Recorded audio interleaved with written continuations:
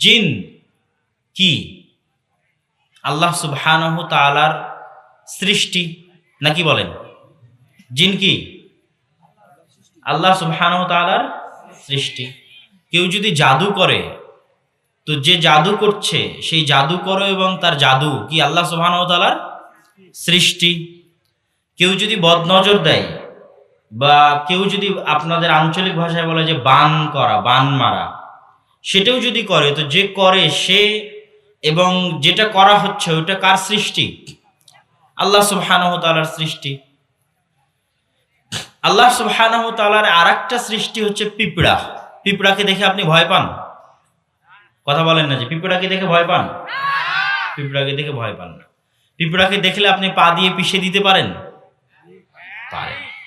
তাহলে পিঁপড়া যদি আল্লাহ সুবহানাহু তাআলার সৃষ্টি জীব হয় এবং সেটাকে পা দিয়ে পিষে দেওয়া যায়, তো জিন যদি আল্লাহ সুবহানাহু তাআলার সৃষ্টি জীব হয়, তাকে পা দিয়ে পিষে দেওয়া যায় না? যায়। কেন যাবে না? অবশ্যই যায়। এটাই তো মানসিক শক্তি। কেননা পিঁপড়াও কার সৃষ্টি জীব? কথা বলেন, কার সৃষ্টি জীব? জিনও কার সৃষ্টি জীব?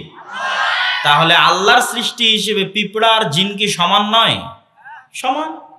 জিনের মধ্যে এমন কি পাওয়ার আছে, এমন কি শক্তি আছে যেটা আমাকে ক্ষতি করতে পারে, অথচ সে পিঁপড়ার মতোই আল্লাহর একটা সৃষ্টিজীব।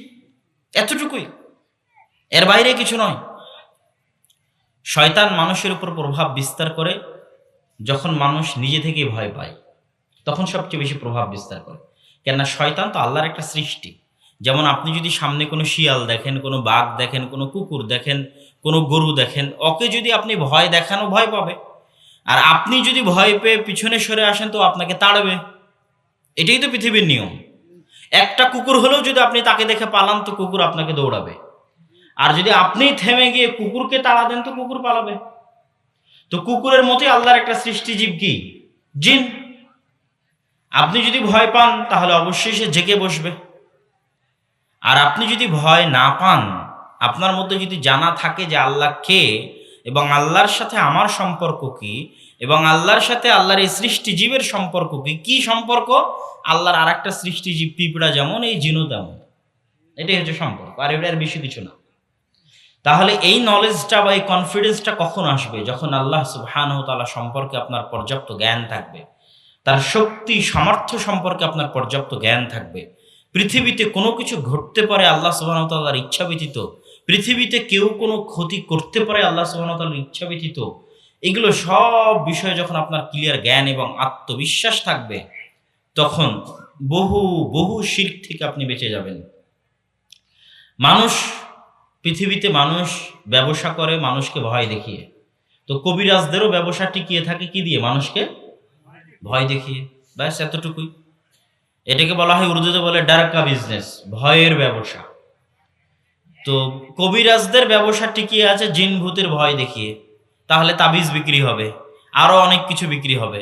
আপনি যদি একবার জানেন যে আল্লাহ সুবহানাহু তাআলা কে, আল্লাহ সুবহানাহু তাআলার শক্তি কি, তাহলে আপনি জীবনে কোনোদিন কবিরাজের কাছেও যাবেন না, জীবনে কোনোদিন তাবিজও কিনবেন না, জীবনে কোনোদিন হাত চালিয়ে পরীক্ষা করেও দেখবেন না, কোনোদিন টিয়া দিয়ে ভবিষ্যৎবাণী চেক করার চেষ্টা করবেন না। পত্রিকায় পড়তে পাওয়া যায় রাশি, কে কন্যা রাশি, কে অমুক রাশি, তুমুক রাশি, সেটাও কোনোদিন পড়ার আপনার আগ্রহ হবে না। কেন হবে না? আপনি জানেন আল্লাহ সুবহানাহু তাআলার পরিচয়, আপনি জানেন আল্লাহ সুবহানাহু তাআলা কে, আপনি জানেন আল্লাহ সুবহানাহু তাআলা কি করতে পারে, এই বিষয়ে আপনার পরিষ্কার ধারণা আছে এবং আপনার অন্তরে পরিষ্কার কনফিডেন্স আছে। সম্মানিত উপস্থিতি, তাওহীদ বুঝতে হলে আমাদেরকে বুঝতে হবে তাওহীদ তিন ভাগে বিভক্ত। কয় ভাগে? তিন ভাগে বিভক্ত তাওহীদ। এক, তাওহীদ আর রুবুবিয়্যাহ, দুই তাওহীদ আল উলুহিয়্যাহ, তিন তাওহীদ আল আসমা ওয়াস সিফাত। আরবি নাম মনে রাখতে না পারলে বাংলায় আমি যেভাবে বহু বক্তব্যে বলেছি, রব হিসেবে আল্লাহর এককত্ব এবং অদ্বিতীয়ত্ব, বা রব হিসেবে আল্লাহ এক, ইলাহ হিসেবে আল্লাহ এক, আল্লাহর নাম এবং গুণাবলী ও কর্মে তিনি এক, একক, অদ্বিতীয়। এই হলো তিন প্রকার। এক, রব হিসেবে আল্লাহ সুবহানাহু ওয়া তাআলা একক ও অদ্বিতীয়, এটা তার এককত্ব এবং অদ্বিতীয়ত্ব। দুই, ইলাহ হিসেবে আল্লাহ সুবহানাহু ওয়া তাআলা এক, একক এবং অদ্বিতীয়। তিন, আল্লাহ সুবহানাহু ওয়া তাআলার নাম এবং তার গুণাবলীতে তিনি এক, একক এবং অদ্বিতীয়। রব হিসেবে আল্লাহ সুবহানাহু ওয়া তাআলা এক, একক এবং অদ্বিতীয়। এর অর্থ কি? আমরা যেমন দোয়া পড়ি, রব্বির হামহুমা কামা রব্বায়ানি সগীরা, রব্বির হামহুমা, হে আল্লাহ আপনি আমার পিতামাতার উপর দয়া করুন, কামা রব্বায়ানি, যেমন তারা ছোটবেলায় আমাকে লালন পালন করেছিল। রব্বা মানে লালন পালন করা। আপনারা বলেন না যে মুরব্বি, বলেন না, বলেন না? মুরব্বি মানে কি? মুরব্বি মানে হচ্ছে যে প্রশিক্ষণ দিয়ে ছোটদেরকে কি করে, বড় করে, লালন পালন করে, তাকে বলা হয় মুরব্বি। তো রব যিনি লালন পালন করেন, পিতামাতা একদিক থেকে আমাদের রব। কেন? তারা আমাদের লালন পালন করেন। কিন্তু আসল লালন পালন কর্তা, আসল রব হচ্ছেন কে? আল্লাহ সুবহানাহু ওয়া তাআলা। যেহেতু প্রকৃত লালন পালন কর্তা তিনি, তার প্রতিনিধি হয়ে পিতামাতা আমাদেরকে লালন পালন করছে। এটা সিস্টেম, আল্লাহর দেওয়া সিস্টেম। ওই সিস্টেমের মধ্যে পিতামাতা আমাদের লালন পালন করতেছে, কিন্তু মূল সবকিছু আল্লাহ সুবহানাহু ওয়া তাআলার হাতে। তাহলে আল্লাহ সুবহানাহু ওয়া তাআলা যদি আমাদের পালনকর্তা হন, তাহলে আমাদের রুজি রুটির মালিক তিনি, আমাদের জীবন মৃত্যুর মালিক তিনি, আমাদের কি খাবো, কি পরিধান করব, কতদিন বাঁচব, সকল কিছুর মালিক তিনি। বিপদ থেকে উদ্ধারকারী তিনি, সমস্যায় পড়লে সমস্যার সমাধানকারী তিনি, দোয়া করলে সেই দোয়ার আহ্বান শ্রবণকারী তিনি। সকল বিষয়ে আমাদেরকে লালন পালন করেন যিনি, তিনি হচ্ছেন আমার রব। তিনি আমার কে? রব। যিনি আমাকে সৃষ্টি করেছেন, আসমান জমিন সৃষ্টি করেছেন তিনি। তো রব হিসেবে আল্লাহ যে একক, এই ঘোষণা পৃথিবীর সব কাফের দেয়। আপনি বিশ্বাস করেন অথবা না করেন, যখন আপনি ক্লিয়ার খুলে বলবেন, তখন তারা বলবে যে না, আমাদের তো এটাতে আপত্তি নাই, আমরাও তো বিশ্বাস করি এটা। আপনার দূর থেকে মনে হবে হিন্দুরা তো মূর্তি পূজা করে। তাকে কি আপনি ডাইরেক্ট জিজ্ঞেস করতে পারেন, তুমি কি বিশ্বাস করো যে আসমান জমিন কয়জনে মিলে তৈরি করেছে? তুমি যত মা দেবী অমুক টুমুক সবার পূজা করছো, এরা সবাই মিলে কি আসমান জমিন তৈরি করেছে? হিন্দুও বলবে যে না, আসমান জমিন বা আমাদের যিনি সৃষ্টি করেছেন তিনি একজনই, উপরওয়ালা, উপরে আছেন। সেটাকে তারা ভগবান বলে ডাকতে পারে, আরো অনেক নামে ডাকতে পারে, কিন্তু তিনি একজন। একই প্রশ্ন ইহুদিদের জিজ্ঞেস করলে তারাও অ্যান্সার দিবে। এবং ইহুদিরা যেহেতু আল্লাহ শব্দ ব্যবহার করে, সেহেতু ওরা আল্লাহই বলবে। হিন্দুরা আল্লাহ শব্দ ব্যবহার করে না। খ্রিস্টানেরা যেহেতু আল্লাহ শব্দ ব্যবহার করে, সেহেতু ওরা আল্লাহই বলবে, যদিও ইংরেজিতে তারা গড লেখে। কিন্তু আল্লাহ পরিভাষা তাদের বাইবেলে আছে, ব্যবহৃত হয়েছে, যেহেতু সেটাও আসমানি ধর্ম, আসমানি দিন। বিকৃত হয়ে ধ্বংস হয়ে নষ্ট হয়ে গেছে সেটা আলাদা, কিন্তু আল আসল হচ্ছে আসমানি, আসমান থেকে আসা দিন। তো এই জন্য তারাও আল্লাহ শব্দ বলবে, যেটা আল্লাহ সুবহানাহু ওয়া তাআলা পবিত্র কোরআন মাজিদে বলেছে যে আপনি যদি জিজ্ঞেস করেন ইহুদি এবং খ্রিস্টানদেরকে, মান খালাকাস সামাওয়াতি ওয়াল আরদ লা ইয়াকুলুন্নাল্লাহ, যদি আপনি ইহুদি খ্রিস্টানদের জিজ্ঞেস করেন আসমান জমিন কে সৃষ্টি করেছে, লা ইয়াকুলুন্নাল্লাহ, অবশ্যই তারা বলবে আসমান জমিন আল্লাহ সুবহানাহু ওয়া তাআলা সৃষ্টি করেছে। তাহলে আল্লাহ সুবহানাহু ওয়া তাআলা রব হিসেবে যে একক, এই বিষয়ে কি কারো কোনো দ্বিমত আছে? পৃথিবীতে যারা বসবাস করে নাস্তিক ছাড়া, তাদের ছাড়া আর কারো কোনো দ্বিমত নেই। এই জন্য আবু জাহলও বিশ্বাস করতো আল্লাহ রব হিসেবে এক এবং অদ্বিতীয়, আবু লাহাবও বিশ্বাস করতো আল্লাহ রব হিসেবে এক এবং অদ্বিতীয়। তাহলে প্রশ্ন হচ্ছে, আবু জাহাল আবু লাহাব যদি বিশ্বাস করে আল্লাহ রব হিসেবে এক এবং অদ্বিতীয়, তাহলে মুহাম্মদ সাল্লাল্লাহু আলাইহি ওয়াসাল্লামের সাথে তার দ্বন্দ্বের কারণ কি, তার গন্ডগোলের কারণ কি, তার সমস্যার কারণ কি, যুদ্ধের কারণ কি? তারা কেমনে তাহলে কাফের, কেমনে তাহলে মুশরিক? সমস্যা হচ্ছে 2 নম্বর পয়েন্টে, ইলাহ হিসেবে আল্লাহ এক এবং অদ্বিতীয়। এই ঘোষণাতে যেমন অন্য ধর্মের সাথে আমার আপনার সমস্যা আছে, মুসলমানদের মধ্যে সমস্যা আছে। ওই যে ভূতের কবিরাজি করা হচ্ছে, তাবিজ ব্যবসা করা হচ্ছে, সব প্রবলেম কিসের সাথে সম্পৃক্ত?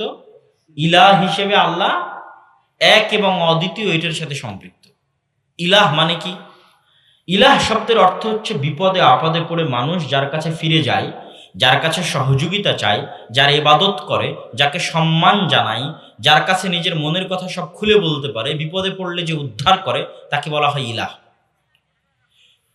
আমি স্বীকার করলাম যে তিনি রব, কিন্তু আমার অন্তরের ভালোবাসা, আমার অন্তরে বিপদ আপদ পড়লে উদ্ধার করতে চাওয়া, সহযোগিতা চাওয়া, অসুস্থ হলে সুস্থ হতে চাওয়া, বিপদে পড়লে উদ্ধার হতে চাওয়া, সেটার ক্ষেত্রে আমি মনে করি যে যিনি আমার রব, ওনার কাছে আমি ডাইরেক্ট পৌঁছতে পারবো না।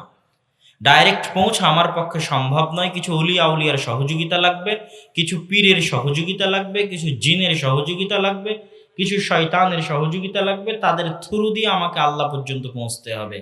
এই যে একটা থিওরি, এই থিওরি দিয়ে সারা পৃথিবীতে ইহুদি, খ্রিস্টান, হিন্দু, এমনকি মুসলমানদেরও যারা ব্যবসায়ী, তারা ব্যবসা করে খাচ্ছে। এই একটা দিয়ে ব্যবসা চলতেছে। আপনি যদি খ্রিস্টানদের কাছে যান, তারা বলবে যে আপনি সরাসরি আল্লাহ সুবহানাহু ওয়া তাআলার কাছে চাইতে পারবেন না, আপনি অনেক বড় পাপী, আপনাকে ঈসা আলাইহিস সালামের থ্রু বা আর কারো থ্রু দিয়ে আল্লাহ সুবহানাহু ওয়া তাআলা পর্যন্ত পৌঁছতে হবে। হিন্দুদের কাছে গেলে তারা বলবে এত বড় বড় দেবদেবী যারা আছে তাদের সন্তুষ্ট করতে পারলে আল্লাহ এমনি সন্তুষ্ট হবে। মুসলমানদের কাছে গেলে তারা বলবে এই বিশাল কবর আছে, এদের সন্তুষ্ট করতে পারলে আল্লাহ সন্তুষ্ট হবে। তাহলে ইলাহত্ব তথা আল্লাহর কাছে আমরা সন্তুষ্টি পেশ করব, নজর নেওয়াজ আল্লাহর সামনে পেশ করব, বিপদে পড়লে আল্লাহর কাছে সাহায্য চাইবো, এই যে ডাইরেক্ট কানেকশন বান্দার সাথে আল্লাহ সুবহানাহু ওয়া তাআলার, এটা বিচ্ছিন্ন করে দেওয়া হয়েছে। এই ডাইরেক্ট কানেকশনটা আমাদের অন্তরেও নাই, আমাদের মা বোন এবং আমরাও বিশ্বাস করি না, আপনারাও যারা আছেন তারাও বিশ্বাস করেন না। এই জন্য দেখবেন যে হুজুরকে দিয়ে দোয়া করানোর প্রবণতা আছে না নাই?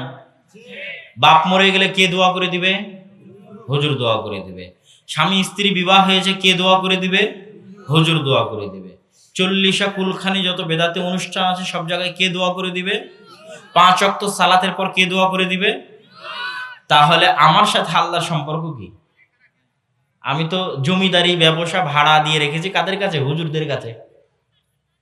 বিষয়টা এরকম না যে আল্লাহ সুবহানাহু ওয়া তাআলা আমরা তার কাছে চাইবো, তাকে বলবো সুখ দুঃখের কথা, তার সাথে আমাদের যোগাযোগ থাকবে, সম্পর্ক থাকবে। আল্লাহর সাথে যোগাযোগের এই জমিদারিটা আমরা কাদেরকে ভাড়া দিয়েছি? হুজুরকে ভাড়া দিয়েছি। টাকার বিনিময়ে হুজুর কিনতে পাওয়া যায়, সেই টাকা দিয়ে হুজুর আমার জন্য দোয়া করে দেবে। তাহলে সব সমস্যা কি এই জায়গাতে না? সকল সমস্যা এই জায়গাতে। মা এবং বোনেরা কেন কবিরাজের কাছে যাচ্ছে? ও ডাইরেক্টলি আল্লাহ সুবহানাহু ওয়া তাআলার কাছে চাওয়া জানে না, চাওয়া শিখেনি। দেয়ার ইজ নো কানেকশন, তার অন্তরের সাথে আল্লাহ সুবহানাহু ওয়া তাআলার সরাসরি সম্পর্ক নেই, এবং এটা সে করা জানে না, এবং এটাকে করা সে অনেক দুরূহ মনে করে, বিশ্বাসই করে না যে আপনাকে যে জিনে ধরেছে, শয়তানে ধরেছে, অসুখ হয়েছে, এটা আপনি সরাসরি আল্লাহর কাছে চান, এটা বিশ্বাসই করে না যে আল্লাহ সুবহানাহু ওয়া তাআলা ডাইরেক্ট সহযোগিতা করতে পারে।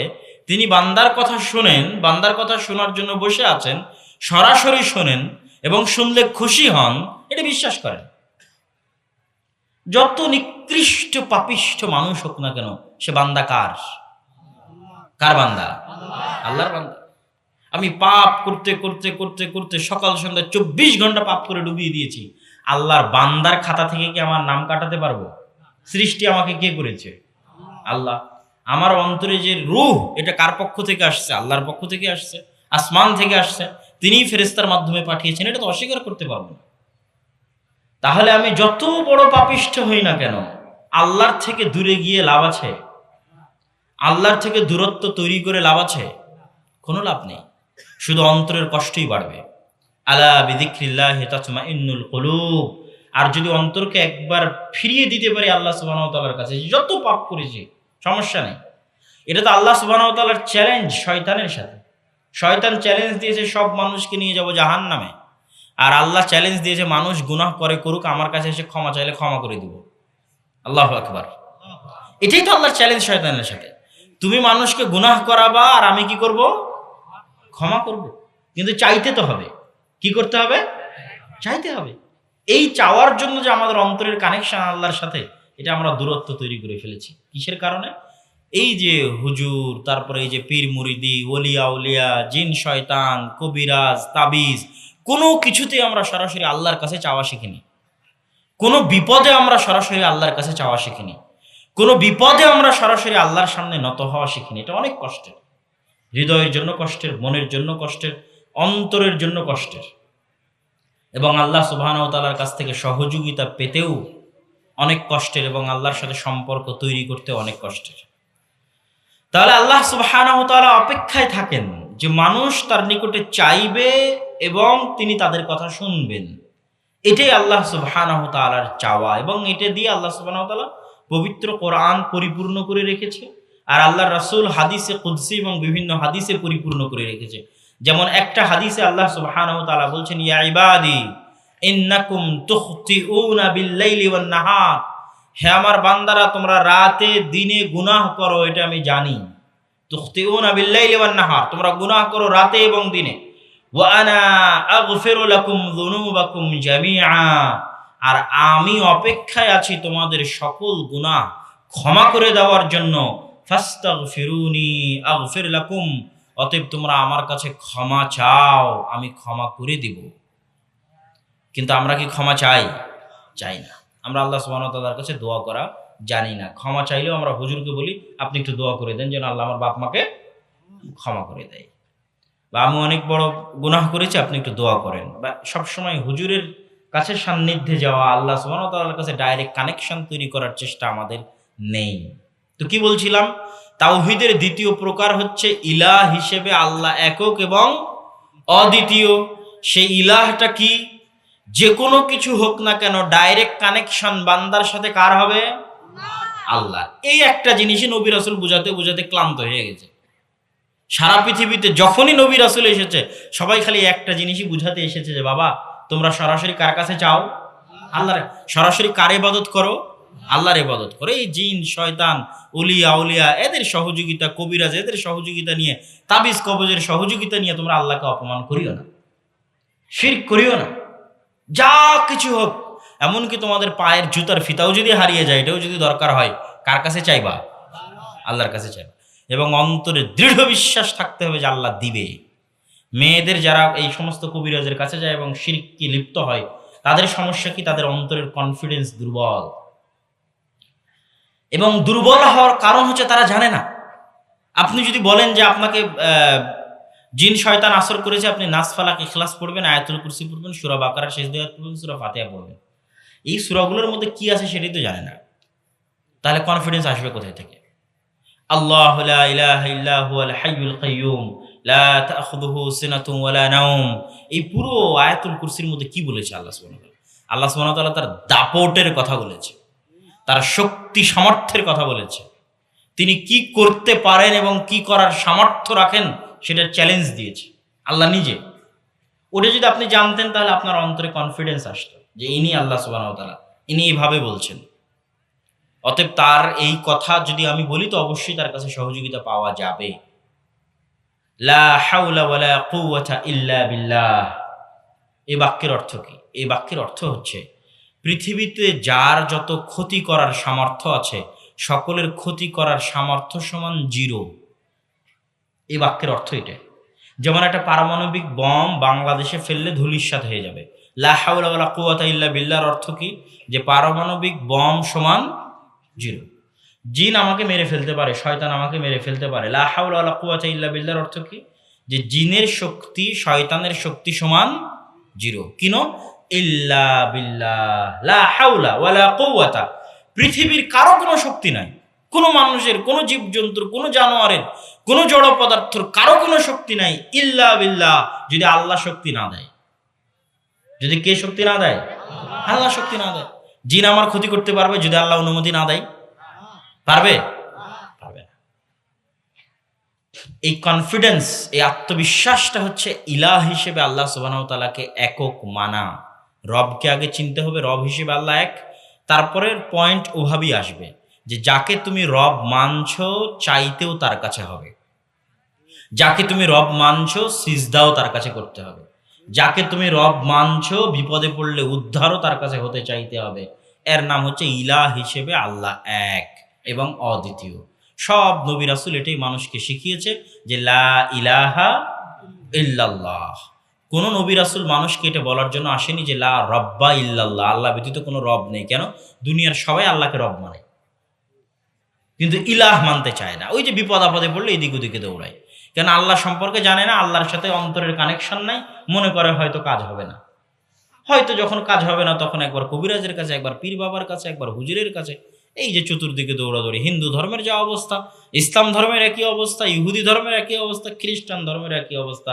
ইল্লা মান রাহিমা রাব্বি, তবে যাদের অন্তরে আল্লাহ বুঝ দিয়েছে যে সে সরাসরি আল্লাহর সাথে কথা বলতে পারে এবং কোনো নেটওয়ার্কের প্রয়োজন নাই, কোনো কিছুর প্রয়োজন নাই, ডাইরেক্ট কানেকশন সম্ভব আল্লাহর সাথে, এবং আল্লাহ শোনেন এবং আল্লাহ জবাব দেন এবং বাস্তবে সেটার প্রতিফলন ঘটে, এইটা যার অন্তরে একবার ঢুকে গেছে ওর দ্বারা শিরক হওয়া সম্ভব নয়।